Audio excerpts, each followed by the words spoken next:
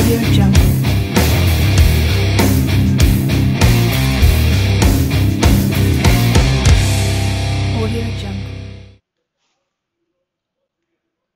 going on, everybody?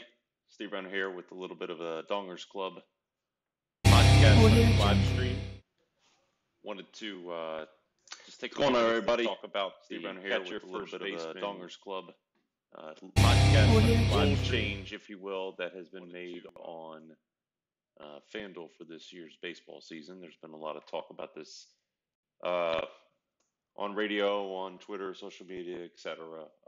So basically, the bottom line here is that FanDuel decided that once again they could not leave well enough alone, and they had to make some changes because apparently nobody wanted them to change anything, which means that they felt they had to change some rules. In their statement that they released only to the providers of tools out there, like anybody who's running an optimizer or software to allow you to build lineups, FanDuel basically sent them a note on it, and not us, the users, a couple of weeks ago, indicating why they made the rule change. Bottom line is they wanted to make it more flexible. They feel that adding utility spot would open up flexibility, would also allow them or allow the users to kind of have some variance. So what is a rule change? They've taken catcher and first base and combined them into one position. Yes, all catchers and first basemen are now together in one position, which means when you go to select your lineup this year, you'll see C/1B, and you'll see the full player pool. So you'll see Gary Sanchez and Buster Posey and Salvador Perez, guys like Mike Zunino. They're in there with guys like Joey Votto, Miguel Cabrera, etc. So do I like the change? No, not really. I didn't like the change a couple years ago when they went to the increased scoring and got rid of outs for hitters. I thought FanDuel had the best baseball product out there, period. But it is what it is. We have to adjust, and we'll keep playing there because that's. So here's what has not changed. They have not changed the total salary cap for your team.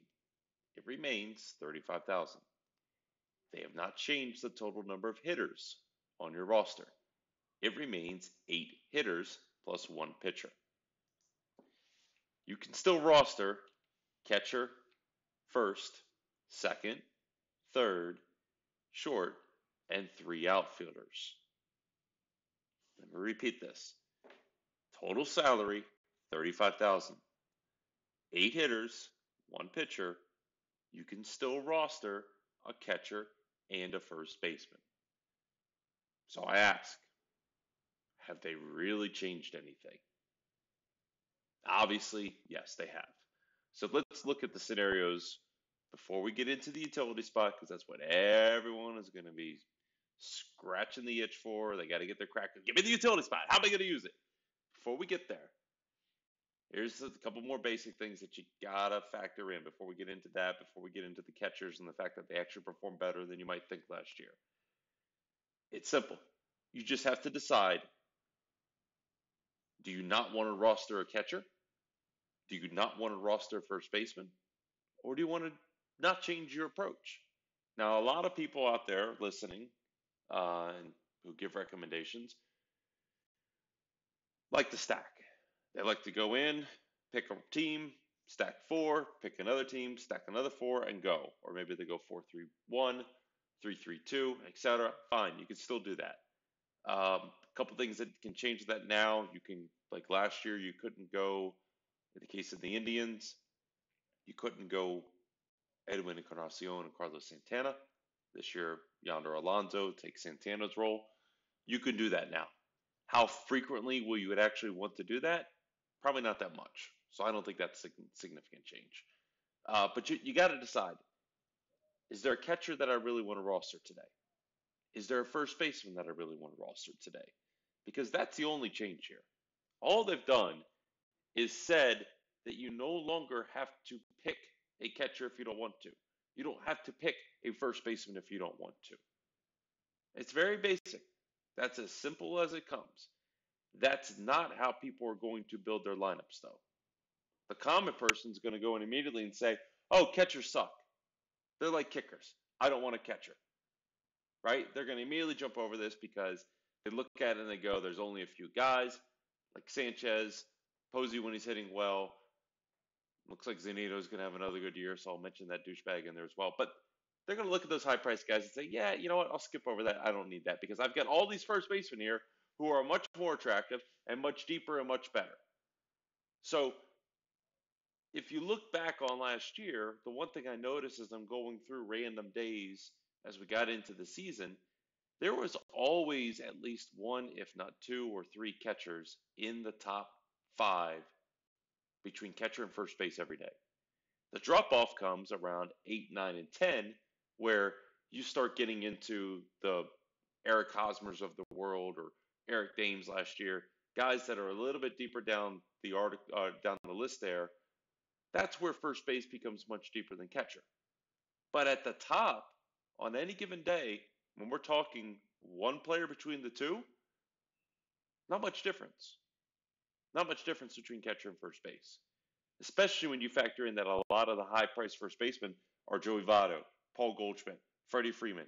These guys that were pushing up around $5,000 in their prime last season on FanDuel, that's a good $1,000 savings when you go down to the catchers, right?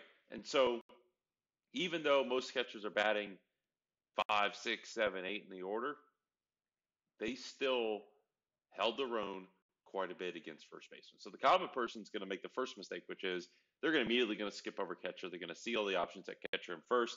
They're going to think, look, I love the Brewers going up opening day against Clayton Richard, so I got to give me some Ryan Braun, who's dirt cheap. They're going to plug him in, then they're going to move on. Or when they go to stack, right? If they're looking to stack and they're going to pick a stack off and they're going to go maybe with Atlanta, they're immediately going to say, well, I've got to have Freddie Freeman. Who doesn't play Freddie Freeman? So they'll plug in Freeman at first base. Okay, fine. Then the second approach is they'll use whatever money is left over. They'll go through, whether they're stacking or picking their teams or going individually through each position, whatever their roster construction process is, they'll build it out. They'll get to utility and they'll say, what do I have left over? Do I have 2K and I got a punt? I'll punt. Do I have 2,900 left over? I can get a decent player. Or do I get all the money in the world over and I can pick a high-end stud? Those guys are going to lose. That is the wrong approach to building your lineup. You don't just go through, click, click, click, and get down to utility and say, well, I'll take the best of whatever's left over based upon my price. Because the reason why the fault in that is going to be the first option and the last option. They're going to get there and they're going to have no money left over, and they'll take a complete punt play, which, again, in baseball, that's where we get the term punt play because, hey, this guy, he's min-priced.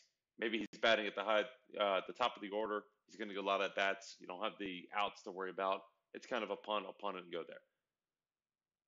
Or they'll take whatever money's left over and they'll pay up for someone like Nelson Cruz on the day they shouldn't be rostering Nelson Cruz. And then they'll wonder and they'll scream, oh, blah, blah, blah, Nelson Cruz went 0 for 4. F this, F that, variance, blah, blah, blah, blah, blah, blah, blah, blah. I can't wait for football. I can't wait for basketball, yada, yada, yada. And these are the same people right now that have been bitching about basketball since October when their player got scratched and they were wondering why they're losing money in NBA. Because they're not adjusting. They're not thinking. We at Scout, we think, we adjust. So that's the second approach. And by the way, if you do go through position, and you get to utility and you've got a range, just make sure you're picking a player that's recommended. I'm not saying that won't work, but the person who gets there and just sees how much money do I have left over, click them, go. I don't like that approach. Not at all. The third way is people are just going to simply stack. Nothing's going to change with this. They're going to open up the opening day schedule. They're going to see the Twins are playing the Orioles. They're going to see that the Pirates are playing the Tigers.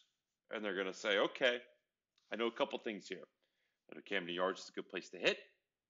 I know the Orioles pitching is not good no matter who they start opening day.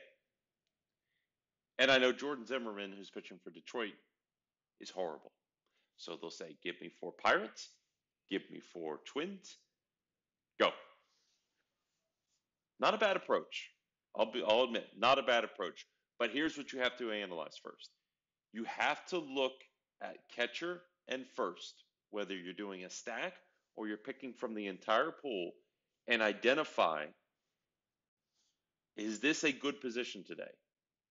I'm a firm believer that there are days when certain positions are stacked and other positions are weak. Catcher and first base are no different. If they're good positions, then those players should be in your mix. Take them, write them down. I always go through, identify what your approach is going to be, and then I will write down at each position who are the guys that are in my radar. And a lot of times they're coming from the same 4 or 5 teams because those are the teams I've identified. So I don't start by doing a stack, but I kind of end up in that spot because there are teams that kind of boil up to the top above the rest. So write down, who are your top 3 catchers today? Who are your top 3 first basemen? And you go through and you knock through each position. Now, as I start to build my lineup, I'm going to compare and say, you know what?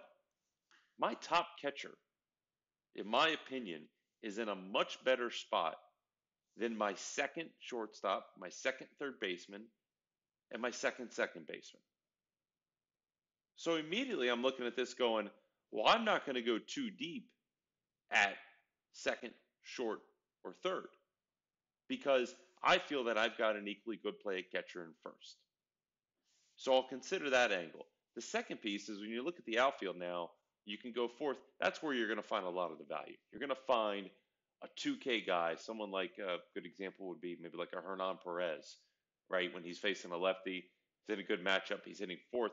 All of a sudden now, the cheapest guy on the team with the highest, in the highest over-under game, who's batting at the top of the order, is going to get spit out over and over and over again.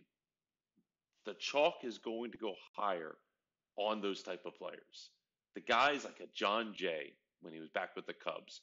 And if John Jay was leading off for the Cubs and it was 82 degrees in Wrigley Field with the winds blowing out 15 miles an hour and he's facing a mediocre to bad pitcher, John Jay was going to be chalk. 50, 60%.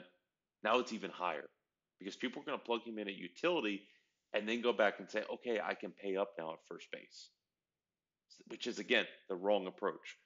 Start by identifying the players at each position that you want because you need to identify, based upon your hitters, where you're spending your money. And that'll tell you how much money you have left over for pitching. So, kind of, again, put aside the fact that, all right, I got a utility spot. I got the little crack. I got the little Tinkerbell over there where I can sit there and I can say, man, I've got all these choices. If I go down from Brian Dozier to Jason Kipnis, all of a sudden, stop. Punch yourself in the gut. Stop. I want you to go back, get your pen, click it, start writing down your players, and then look at catcher and first and compare them to the other infield spots. Because that is where you have to make a decision on the utility spot. You're going to know who the value guy is at outfield, and he's going to be chalk, and you have to decide one way or the other, do I take him? But the question now is, am I going to use the utility to get both Carlos Correa and Corey Seager in my lineup? Or maybe there's a good value shortstop, and you say, man, but I really think Carlos Correa is going to be contrarian tonight. So I'll put him in my utility because I can afford it. But again, you're comparing Correa in that case to your catcher and first base pivots because the guys that you think in the outfield are going to do well should remain your guys. This is not NBA and it is not NFL. Those are point per dollar sports. Those are guys who are on the field, on the court, for a certain amount of time. And based upon their time, we expect volume. And all you're looking for is that floor with a little bit of ceiling.